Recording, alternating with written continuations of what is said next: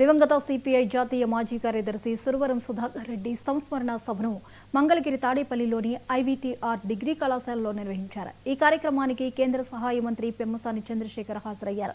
శ్రమజీవుల స్వేచ్ఛ, సమానత్వం కోసం సురవరం కృషి చేశారని తెలిపారు. అనంతరం ఆయన చిత్రపటానికి నివాళి అర్పించారు.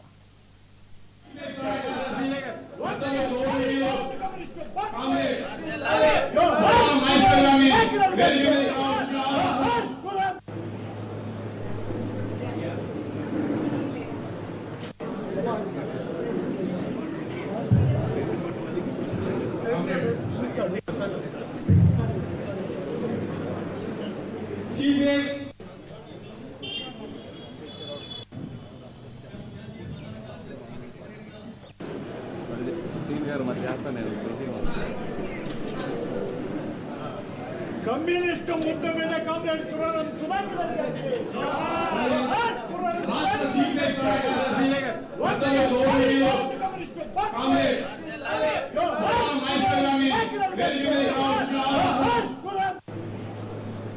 రాష్ట్రం కోసం, దేశం కోసం ఏమీ ఆశించకుండా కేవలం సర్వీస్ మోటివ్స్ తోటి తన మొత్తం జీవితాన్ని త్యాగం చేసినటువంటి పోరాట యోధులు సురవరం సుధాకర్ రెడ్డి గారు.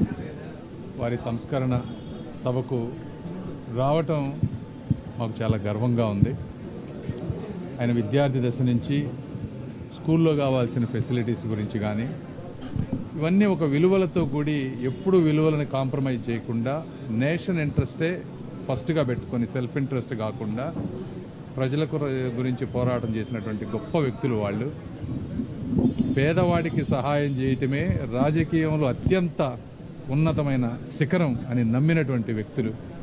వీరి స్ఫూర్తితో ఎంతోమంది యువకులు కూడా, అంటే యువకులు అంటే 20 సంవత్సరాల కానీ కాదు, కానీ వారి కుటుంబాల్లో సెటిల్ అయిన తర్వాత 40-45 ఏళ్లకో ఏదో ఒకరోజు ఈ విధంగా ప్రజా పోరాటాల్లోకి వచ్చి ప్రస్తుతం జరిగేటువంటి, అంటే ఒకప్పుడు జరిగేటువంటి అణచివేత కానీ లేకపోతే దోపిడీ కళ్ళకు కనపడేది ఈ రోజున కంప్యూటర్ యుగంలో చాలా వరకు కనపడనటువంటి దోపిడీ జరుగుతూ ఉన్నాయి.